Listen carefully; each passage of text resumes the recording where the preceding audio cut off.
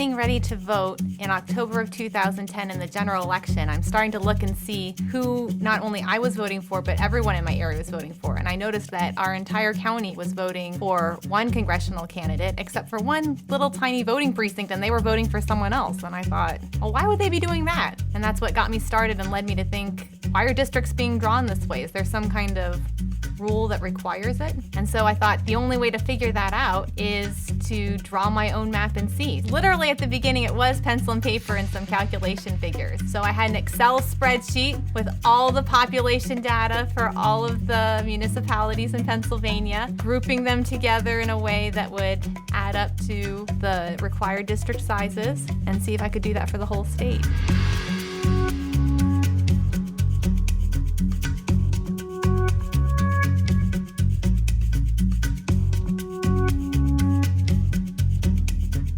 I just wasn't sure how to go about finding out who did this. And so the place I started was by asking my legislators. And it's through them I found out that the congressional districts would be drawn through the state government committee, and they'd be holding a hearing, which allowed me to testify there. It was a brand new experience for me. Amanda Holt. I was excited. I thought it was going to be great because they would be so interested in hearing from the public citizens they're there to represent of how they might be able to do this better. And so I was shocked when in October they released their maps, and they didn't look any different really than the maps that had been drawn before. And I thought, well, what happened here? Didn't they pay attention to this feedback?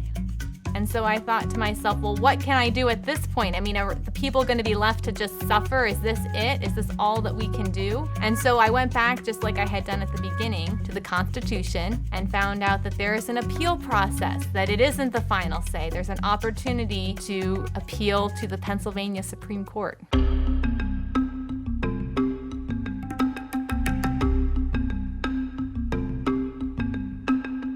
The materials that Amanda put together were remarkable, and they were unique. I have been involved in challenges by people who are saying government agencies aren't doing what they should do before, but I had never been involved in one where the challenger themselves had done what the agency hadn't done and had done it better. Because it was so complete, I was able to verify very quickly that there was a strong grounds.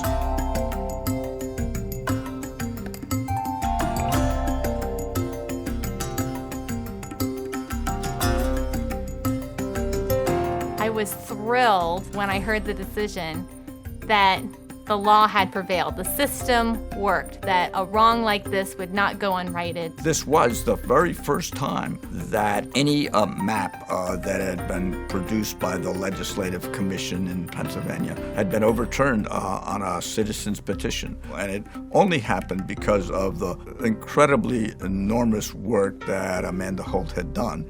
When I started out on my redistricting journey, you would think maybe that there's some kind of special training required in order for people to be able to draw districts. I'm not a mathematician or computer whiz. I am a piano teacher, and I do some data processing as well, so it wasn't connected real directly with what I was doing, certainly at the time. I just discovered a love of the law and a love of seeing that our rights are being protected through following the law, and that's what really spurred me on to stick with this.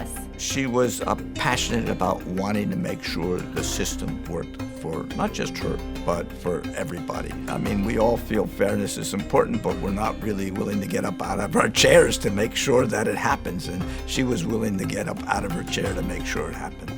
When you're involved in the political process, I think it's important to remember that you need to stay engaged. And even if you don't see immediate results from the efforts that you're putting into it, it doesn't mean you should give up, but you should persevere and continue on, knowing that one ordinary citizen can make a huge difference.